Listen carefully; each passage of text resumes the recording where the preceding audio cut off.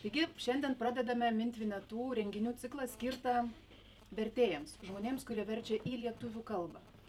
Šiandien man labai malonu pristatyti diskusijos dalyvius, pagrindinę mūsų dalyvę Zitą Mažeikaitę, kuri verčia iš vokiečių ir švedų kalbų, yra poetė, premijų laureatė. Ir šiandien Zita mums papasakos apie Hermano Hesės Stepių vilką. There once was a man called Harry, who went on two legs, wore clothes, and was a human being. Nevertheless, he really was a wolf of the steppes. Stepių vilką Hesė parašė 27 metais, o Lietuvoje jis pasirodė tik tai 79.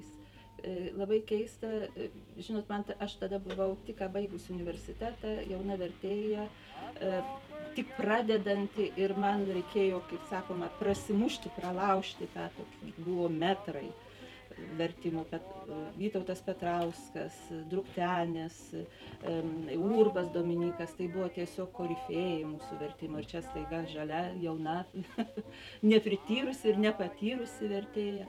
Ir kažkodėl iš leidyklos man paskambino ir sako, gal tu nori versti Stepių vilką. Aš buvau tiesiog apstulbusi, kaipgi būtinai noriu. Ir žinot, keistas dalykas. Man atrodo, kad kai aš bent pajutau versdama knygas, kad jeigu mano tas vidinis laukas, vidinė mano energija sutampa su autoriaus, arba aš pagaunu tą autoriaus lauką, tą jo energiją, tuomet aš galiu išversti. Tai buvo nelengvas kūrinys, ypatingai tas traktatas apie Stepių vilką. Bet kažkoks, aš nežinau, kas man padėjo, aš tiesiog sėdau ir verčiau. Ir verčiau, žinoma, aš jau sakau, buvau pasiskaičiusi, kiek galėjau, pasiskaitinėjau, bet buvo labai geras mano redaktorius, Vytautas Petrauskas, kuris iš tikrųjų labai taip geranoriškai, nebardamas, nepeikdamas, jeigu jis būtų ką nors ten man pribraukęs, pasakęs, nesąmonė, negalima šitaip rašyti, blogas žodis, tai aš būčiau suskliaudus ausis ir bėgusi.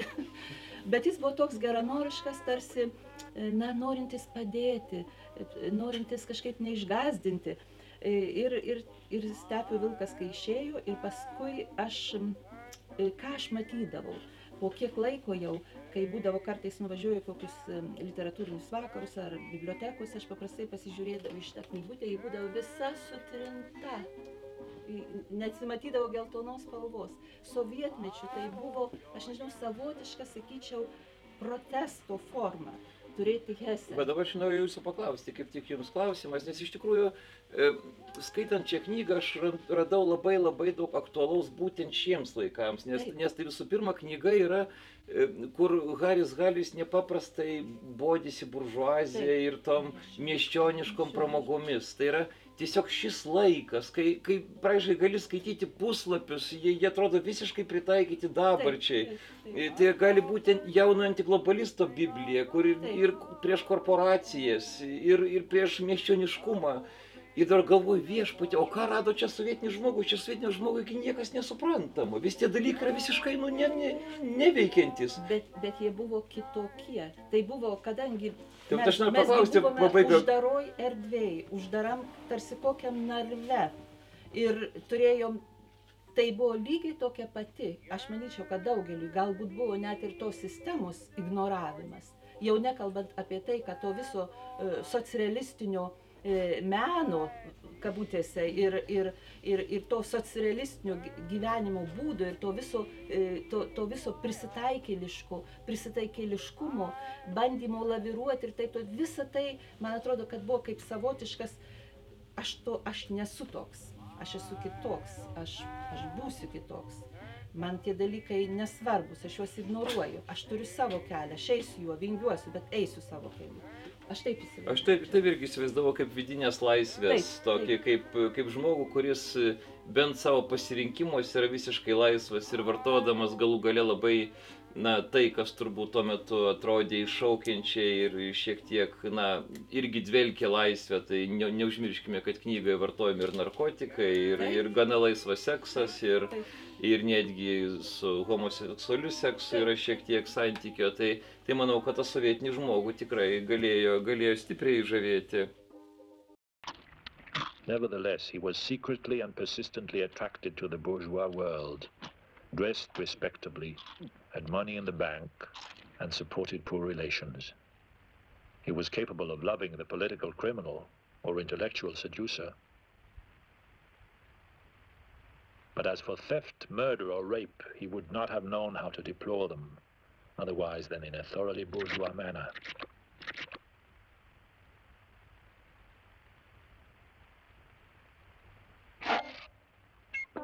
Now, what we call the bourgeois as a principle of human existence is nothing less than a search for balance. It is in the middle of the road that the bourgeois seeks to walk, always ready to compromise between right and wrong, good and evil. He will never surrender either to the martyrdom of the spirit or to the martyrdom of the flesh.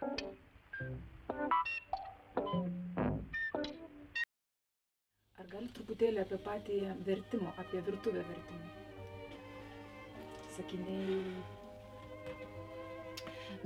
Žinote, atvirai pasakysiu, kodėl aš paskui iš vokiečių literatūros pabėgau į švedų literatūrą, kadangi, man turbūt yra svetimas tas toks minčių dėstymas, tos tokiai, žinot, per visą puslapį sakiniais, arba tuo, kaip aš vadinamu, Steinbeton, tokiu akmens betono stiliumi.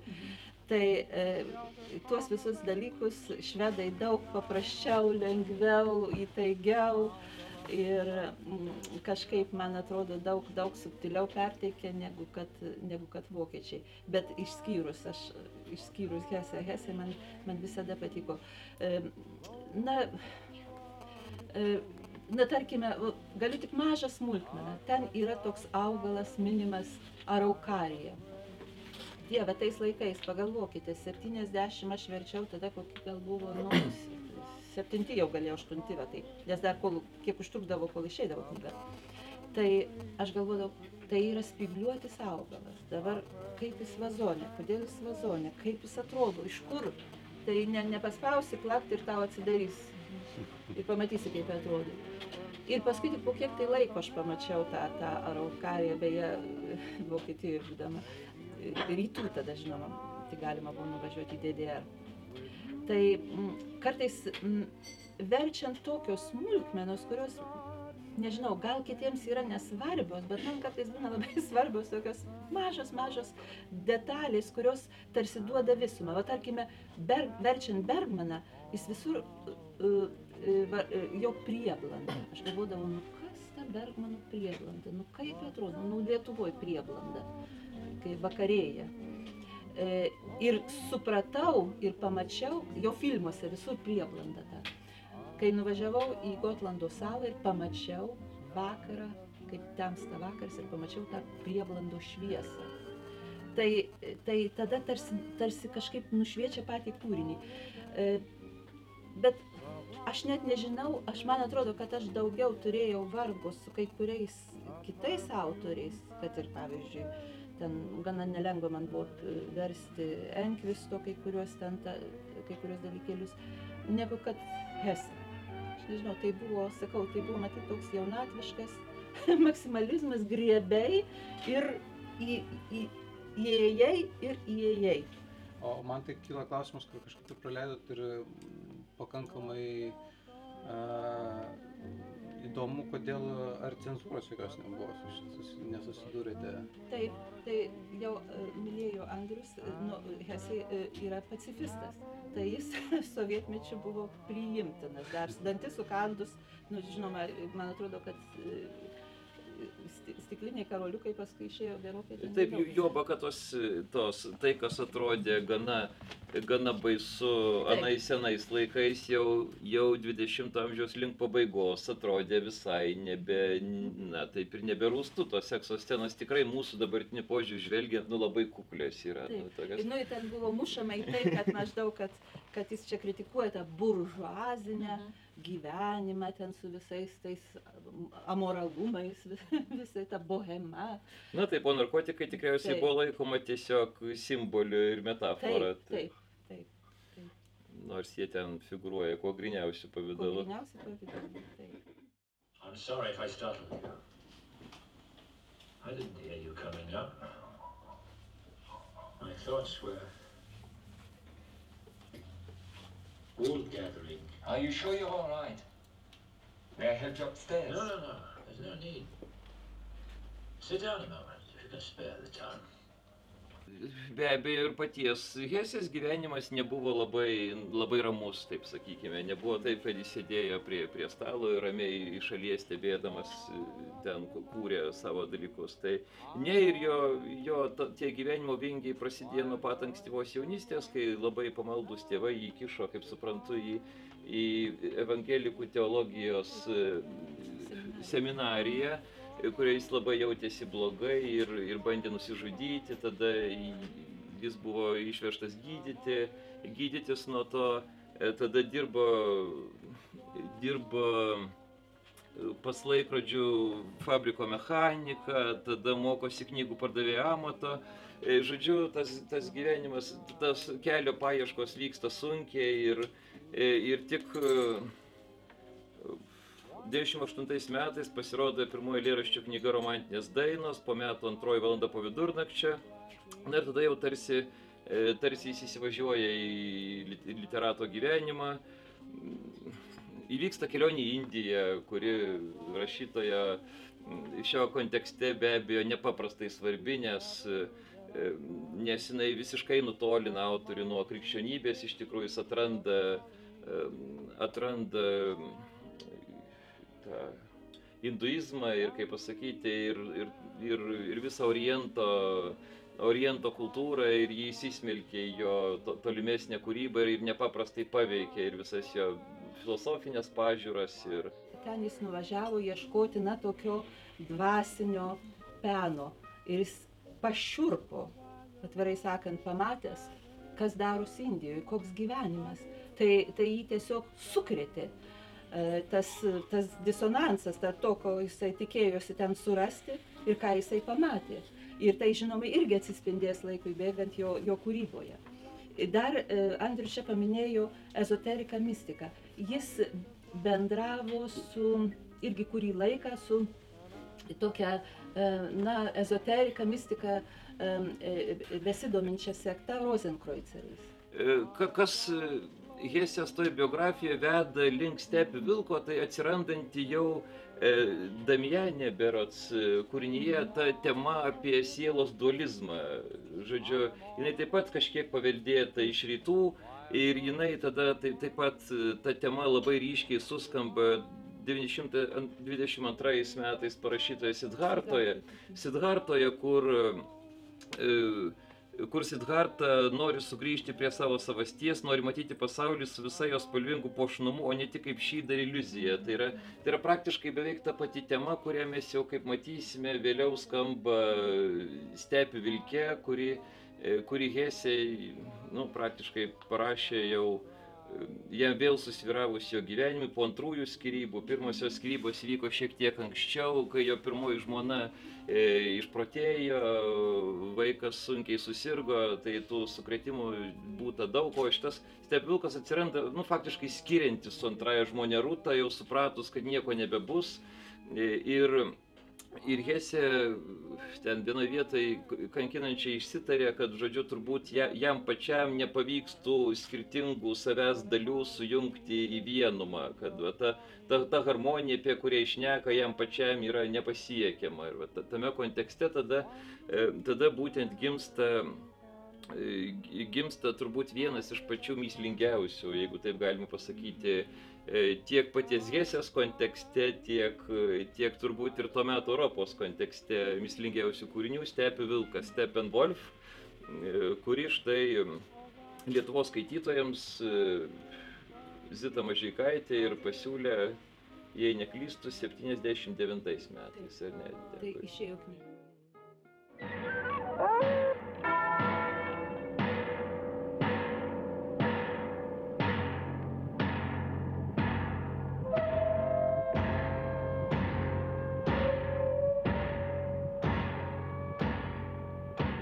this, he cherished the thought of the morning of his 50th birthday.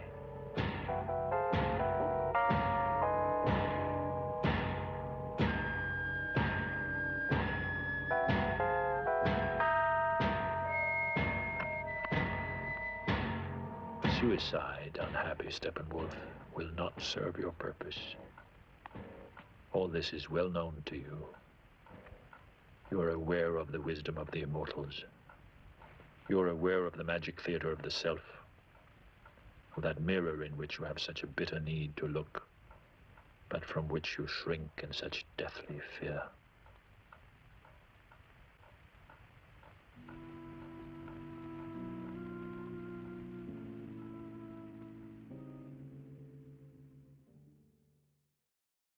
O apie patį filmą tiesiog gal yra dar svarbus kontekstas, tai jis 74 metais sukurtas, tai čia labai įdomus toks sutapimas, kad tada ir mūsų lietuviškas vertimas pasirodo panašiu metu.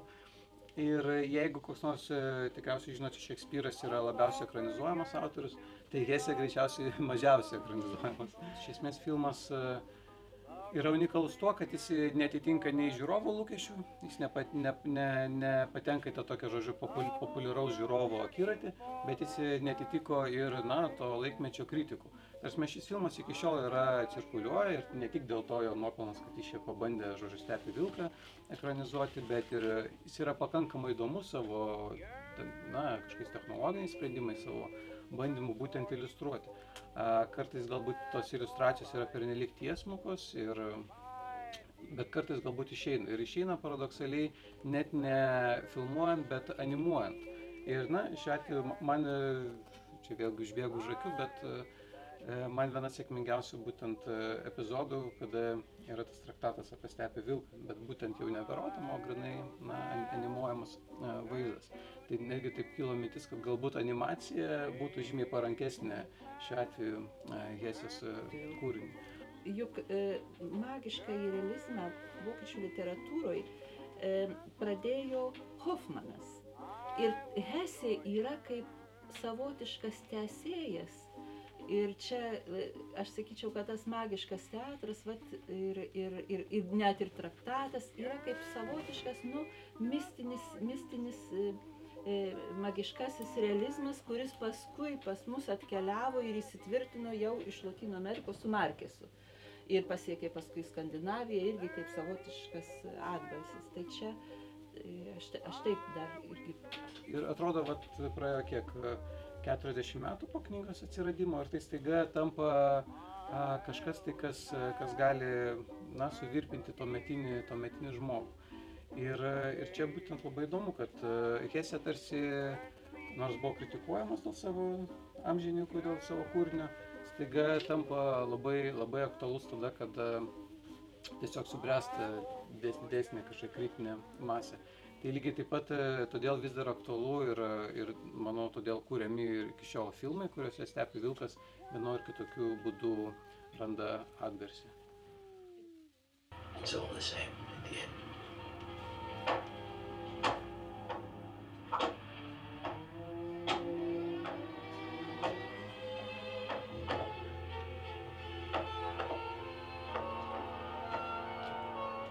Go ahead and pick one, sir. It all comes to the same thing in the end, don't it? That's what I always say. It's all the same in the end.